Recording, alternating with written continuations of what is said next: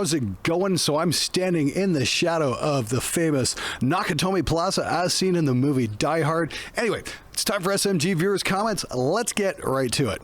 Glenn, how do you feel about these ridiculously expensive petite guitars? With the specs on some Spectres I see for around $1,000, I couldn't justify spending another $3,000 for snob appeal and worse specs on a petite guitar. Fuck you.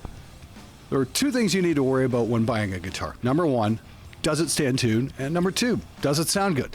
That's what's important. Do you need to spend $3,000 above to get those kind of results? Of course not. Hell, I've got a $300 7-string Legator that sounded absolutely brilliant and played brilliant. And I've spent maybe another $400 upgrading it, and it's an amazing guitar, and I've definitely played that over that 7-string SG we had come in a few weeks ago.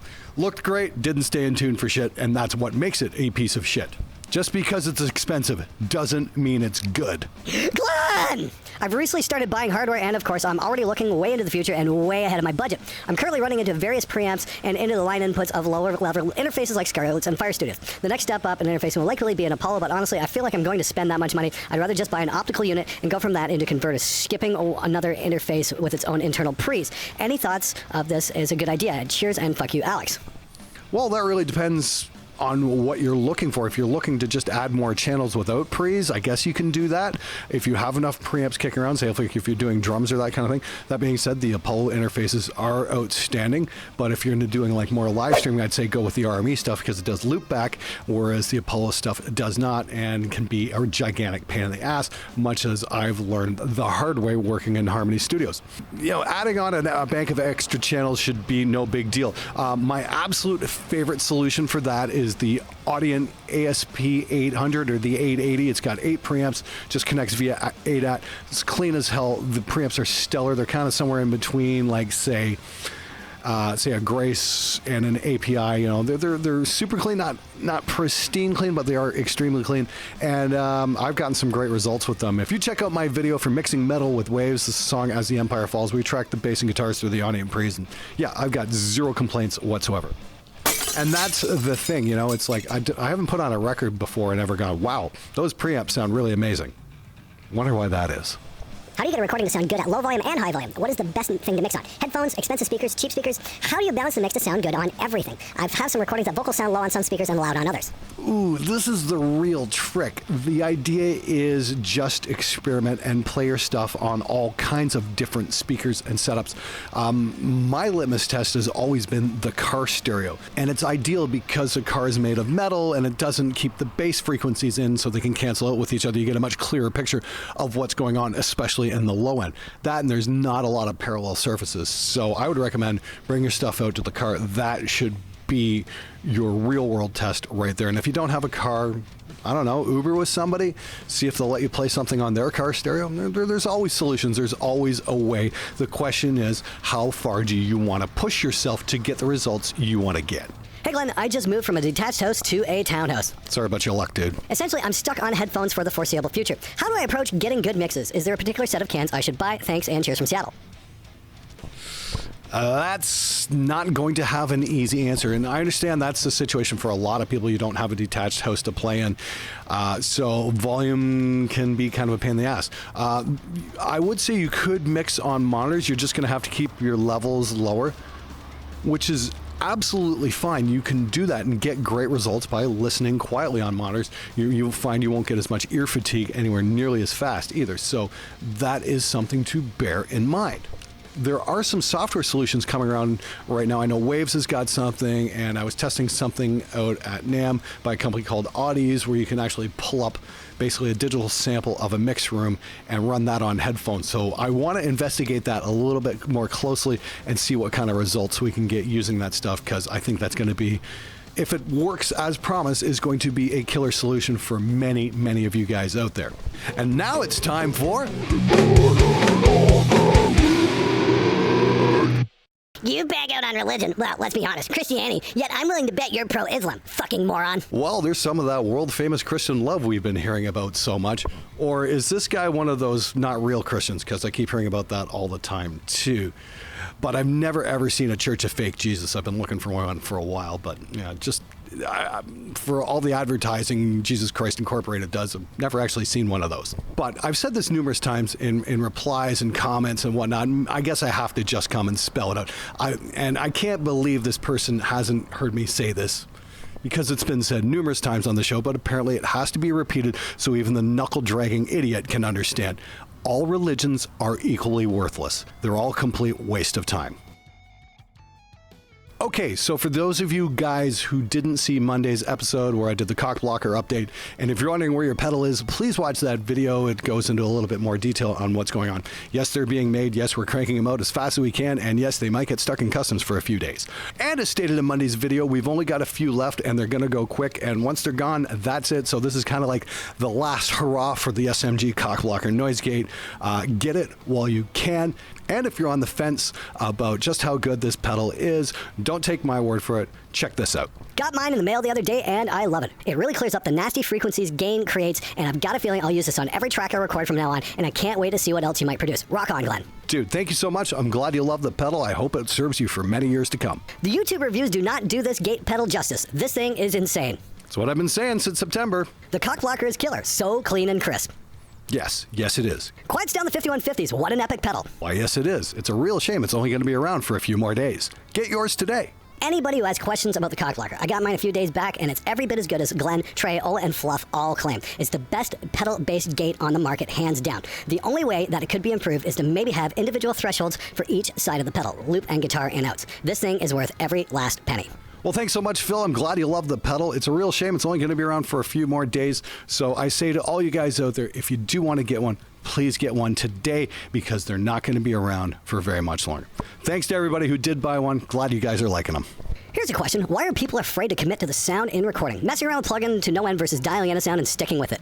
Well, that's the problem with having endless options. We have endless options. You know, when we had limited track counts and limited effects, you could only do so much, so you really had to push what you had. I mean, innovation's what basically gave us Star Wars, because George Lucas wanted to push film and the limits to what that technology could do. It's like, hey, how can we do a stop motion movie over snow? Like, nobody's ever done that before, that kind of thing. We got to see a lot of new things with Star Wars. The same thing with recording. You know, for the longest time, you know, the limitations were there, so we had to push things, and that's how we got such cool records like Night at the Opera and British Steel and shit like that. You know, people had to innovate. Now that we've got the endless options, I think it might have even stifled creativity a little bit, because now we're not pushing things forward. We're just trying stuff out, and then we all go back to the same thing everybody else does, and it all kind of sounds the same.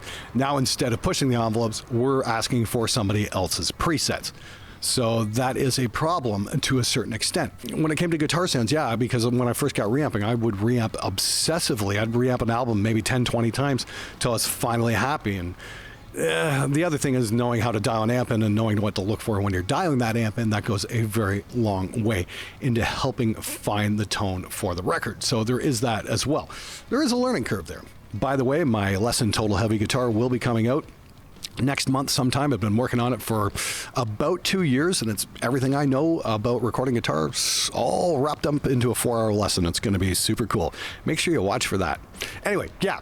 Try and stick with the tone and mix with it and work within the limitations of what you've created instead of spending the entire day or month working on one small piece, because you'll just drive yourself crazy. Make music. Remember that. That's what it's all about. Do you have any tips on to get a nice low latency performance out of Reaper without all the clicking and popping? I've tried just about everything, and I've still been trying for a long time now. Any advice besides getting a new computer? LOL. Hey, Drew, obviously this is a new guy question. No problem about that. I'm going to take a wild guess that you're on the Windows platform, so that's what might be causing you some issues. What you want to do is find out what kind of sound card you have and get the ASIO drivers. That's the audio system in-out drivers. Go to your sound card manufacturer's website and use those. That will speed the whole process up, because the stock drivers that come in Windows suck giant hairy donkey balls, and they're not worth the fucking time of day. If you don't have ASIO drivers, or you have a really shitty sound card that didn't write them, you can get the program ASIO for All, and that's a freeware thing, and it should work with your sound card, and it's probably going to speed up your whole process and just make your life a whole lot easier. Glenn is my favorite kind of boomer. He's old enough, yet he manages to keep up with both the technology and the memes. What a legend. Rick is my favorite kind of commenter. He doesn't understand what the word boomer means and doesn't realize I'm from Generation X. I hate the thing going on with engineers versus musicians. I've met complete cunts on both sides. I've met engineers/sound guys who couldn't get off the drink and spent the night on their phone while the PA is screaming its tits off. And I've met musicians who saw their instrument as just an accessory for their dick and didn't even know they could play fucking awesome the odd week where they actually fucking practiced. We're just different expressions of the same shit. A lot of us walk on both sides of the equation. Respect your fucking engineer's time and respect your musician's art. Don't be cunts to each other and we'll probably end up making a lot more music. I totally agree with you. You know, when I started my studio and whatnot, that was what it was all about, is respecting the musician's art. And then I realized the people coming in my studio weren't paying me the respect that I needed. They didn't respect my time, they didn't respect my efforts, and they certainly didn't respect my pricing scheme. So I figure, you know what? If they're not going to respect me, why the hell should I respect them? At least I tried. Hey Glenn, don't piss off the Dutch or I'll kick your ass next time I see you. It's the Germans who have no humor. Well, if you need verification of that, all you gotta do is watch Henning Polly's show. Question here for heavy guitar recording. I've heard you saying that you often prefer quad tracking for heavy rhythm guitars, and I want to know if the guitars lose a lot of definition in the process or if they muddy up a lot, and so how do you deal with that? Generally, I find the best solution is the more tracks you add, the more gain you want to turn down on all of them. It'll force you to play cleaner and the guitars will sound bigger. When you turn that gain knob up, things sound smaller. I do quad tracking so I can blend different EQ curves. Like I might have one guitar that's a little mid-rangey and another one that's a little bit scooped, and you combine the two and you get a really cool sound that way. But I use a little less gain across all four than I normally would on a single guitar, and that's one way to combat that. The other thing is to use the multi-band compressor trick on the, say, 90 hertz to about 350 hertz region. That kind of stomps down on the palm mutes and keeps all that shit under control. And if you don't know what that is, please check out my video, How to Record Heavy Guitar. It's a great way to get started. I always hate myself for about a month when I crack a cymbal. Trying to fix my technique, but sometimes I get too excited and break things. Does your girlfriend say the same thing about you getting too excited? Just kidding. We all know you don't have a girlfriend. Seriously though, if you're breaking cymbals, there's a very good chance you don't have your cymbal set up correctly. Make sure you've got the proper felts and the proper plastic sleeve. Nothing on your cymbal should actually be touching anything metal. That's a great way to break your cymbals. If you want to get some longevity out of them, make sure you've got the proper soft stuff in between the different pieces of metal. That and paint circles. And I say this to studio drummers all the time. Make sure you hit the shells hard, hit the drums hard, but be soft on the cymbals. We want to hear the drums. The cymbals will be loud enough. You don't have to hit those hard at all. I need help. Okay, so I bought myself an H&K Tubemeister 18 in a black star cab. It was decently cheap, and I used it and thought it would be an upgrade for my practice. So anyway, it sounds like shit clean is fine, but when I try to get a good metal tone, it just awful. Punctuation, it helps. So what do I do to put through my Black Star looking for at the Joyo band amps? Any suggestions for a tube amp? Oh, and I don't like to be super loud, not really playing out. Punctuation and grammar, folks. It just helps the show move along that much faster. A Joyo band amp might be a really good preamp for your tube amp. I think the Tubemeister Deluxe 15 is a clean amp. You can use a distortion pedal in front of it. The Rev stuff is really good, by the way. You might want to check at that. Or yeah, grab a band amp and use the effects send out of that into your Tubemeister. That might be exactly what you're looking for. The trick is maybe experiment, buy a couple things, take back the stuff you don't use, give that a try. If anybody's got some suggestions for Kenner, I would greatly appreciate it. Maybe we can help him out and help him round out his tone and get some better results. Again, yeah, if he's not going for volume, that makes things a whole lot easier. The other thing is maybe consider going digital in this case. Grab some amp sims and see what you like. The STL tone stuff's pretty good, and the stuff from Neural DSP is really killing it for recording. It's definitely worth taking a look at anyway.